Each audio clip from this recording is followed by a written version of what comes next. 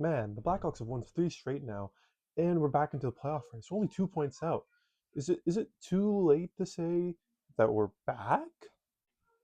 Well, yeah, but our best two forwards are still out for the foreseeable future. Don't care. L plus ratio plus bozo. Let's go Hawks, baby! Blackhawks haven't been a good state for a while. And to that I say, yeah, a lot of their games this season were a hard match. Pieces are there. Blackhawks fans, stay still, be patient, and everything will work out in the end. Welcome to Blackhawks Central. The Hawks finally went on a back-to-back. Let's freaking go, man! Hell yeah! This one doesn't happen very often. Hawks, we usually don't win these back-to-backs. Well, we finally do. Hawks win 3-2 in overtime over the Las Vegas Golden Knights. And we complete the back-to-back W's as we beat the Capitals last night and we beat the Vegas Golden Knights, or Caps the other night, Golden Knights last night, as it's coming up a bit late, but regardless, Hawks get another W, and that's all we love to see. Back up to 17, 18, and 7, only one game off of 500, and we officially put our piece of put our ticket back into the playoff race, as we are only 2 points out of a playoff spot, as we are settled now on 41 points. So nice to see that we're back, not back in the basement, as we pass Calgary, still 29th in the league, but get a bit more of a presence in the game, you know. Big game tonight for Tyler Bertuzzi, as he gets his second hat trick of the season, with the overtime winner as well, scoring all 3 goals tonight. Mr. Backdoor Bert, with his first one, gets his 20th of the season. Nice little bang in, or a nice little snipe, actually. Gets it back from Mr. Vlass, makes a little nice move into the middle and snipes it top shelf for his 20th of the season. Gets the second one late into the third to tie the game up, to bring it to overtime. And that's just a nice little bang in after a nice cross crease pass from Ryan Green. Doesn't get all of it at first, but he gets the rest of it on the second attempt. And then he gets an overtime winner, as Mikheyev gets it right over to him, and he's able to just get enough of it to put it into the net, as the Hawks win it in overtime. Vegas had some. They definitely own this game for the Blackhawks. It's a really low shooting effort tonight. You could tell that both teams are really focusing on shot suppression and keeping the puck to the outside. As Blackhawks have more shots this game with 20, but Soderblom only had to face 15. And he saves 13 of 15, which Soderblom, solid night tonight, made some big saves when he needed to. If we can get this kind of goaltending, I'd be happy. Akira Schmid on the other end of the ice, no Carter Hart tonight, surprisingly, but we were able to slip 3 past him, and we'll take the W over Vegas, as just another solid Hawks performance here. Not like it's just another win. Hawks, we've now won 3 straight again. We've tied for our longest streak of winning on the year, as we've now beaten Dallas, Capitals, and Vegas, and we're 3-0 in 2026. We may never lose again, and that's the narrative, right? Is that we're still without our top 2 players in Connor Bedard and Frank Nazar. They're both out still, so it's nice to see that we're still winning games, and we figured it out. We are now what 2, 4, 6, 8, 10, 11 games into Bedardless hockey, and what would have been almost 8 games with Nazarless hockey. And we finally figured it out. We're 3-0 over our last 3 games, and 4-1-1 over our last 6. So we'll take it. The Hawks, these guys are learning to play without them. Get the point production we need, or at least suppressing the offense of the other team, which is nice.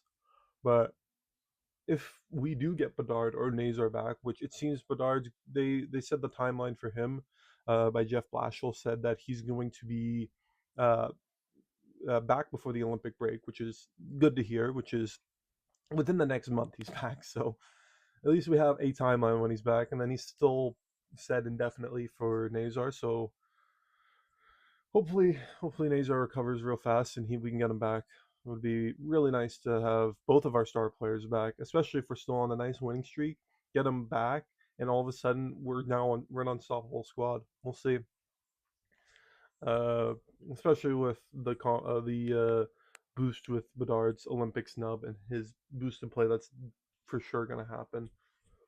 So nice to see that we're beating good teams. Though I will say this about Vegas: they are leading the Pacific, and they have a losing record. They have 23 losses, 17 wins. Which, what? I mean, they're only 5 points ahead of the Blackhawks. We now have the same amount of wins as the Vegas Golden Knights. So I don't know what that says about them, but they sure do like losing in overtime a lot, as they now have 12 losses in extra frames. So Blackhawks are we're building our way back up the standings now.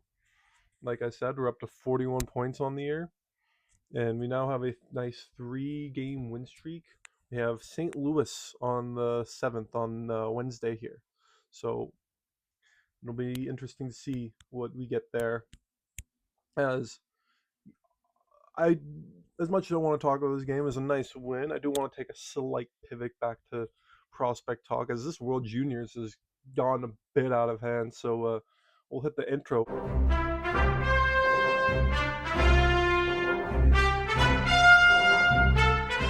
Welcome back to Prospect Talk, as we talk about some nice Blackhawk prospects who had some interesting games yesterday and the past few days. Primary one being well, not the primary one, but the more disappointing one would be AJ Spalacy being eliminated in the quarterfinals with Team USA. Ends the tournament with a solid goal and 4 assists, which is good for him. He had one of the better performances by a Team USA player, so just wanted to touch on him real quick before we get into the big hitters.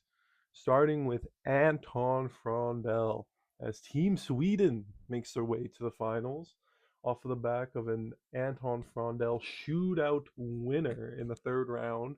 Gets it done, moves Sweden on. Just big game Anton Frondell, as I will get to the second game between Canada and Czechia. But Mr. Michael Misa has been missing all tournament long. And big game Anton Frondell has been stepping up in a big way for Team Sweden. Maybe the primary reason one of those teams is going to the finals and the other one isn't. Big spoiler there. But Anton Frondell just looking like a much better pick at 3 than a lot of the top 4, other than Matthew Schaefer. Schaefer's generational. That's, or if he's not generational, he's already a 1D. Like, what a pick there. But Anton Frondell is looking like the best of the rest here. So that's nice to see. Also, in the semifinal game, he had the primary assist on the opening goal. That was 36 seconds in, so that's also a good thing to see there. But yeah, shootout winner. Frondell's had an incredible tournament. All tournament long, he's just been playing incredibly. Definitely been one of Sweden's standout players for sure. A lot of people said before the tournament that he had a lot of Barkov comps, but all of a sudden he's coming out of this tournament with Draisaitl comps. So if he ends up to be half the player, or yeah, like half the player Draisaitl is, that would be a major win for this team.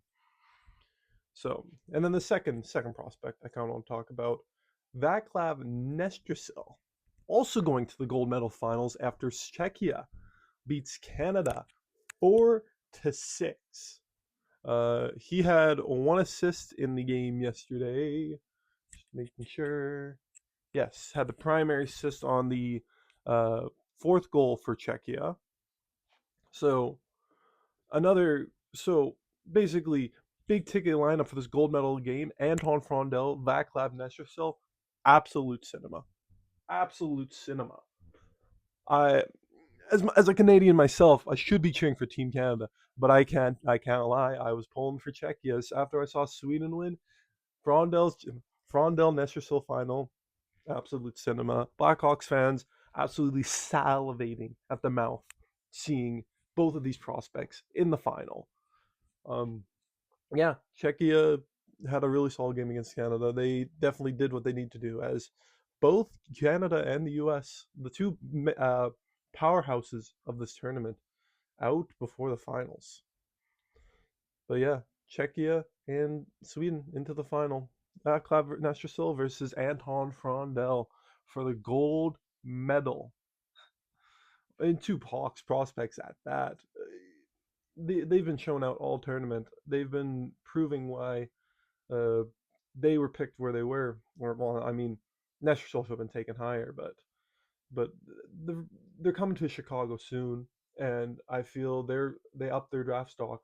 All of a sudden, they seem steals from where they were taken. Even though Frondel was taken 3, could have been taken 2, and I'm feeling a lot more comfortable with having taken Frondel at 2 now that I've seen Michael Misa just disappear in a big game. Frondel's such a good pick. And then finally, the last prospect I want to talk about that doesn't really have much to do with the World Juniors. Roman Kanserov got a handful of points the other day. Now leads the KHL in points, or at least is tied. And he has like a 5-goal lead in the most goals in the league. So many Hawks prospects are doing so well, and I wouldn't be surprised to see most of them in Chicago next year with the amount of expiring contracts we have. Roman Kanserov should be on the Blackhawks next year. Frondel should be at least adjacent, getting there. And then Nestrasil, maybe not to start the year, but he'll start the year in Rockford at least. And I wouldn't be surprised if we see his debut in 2027.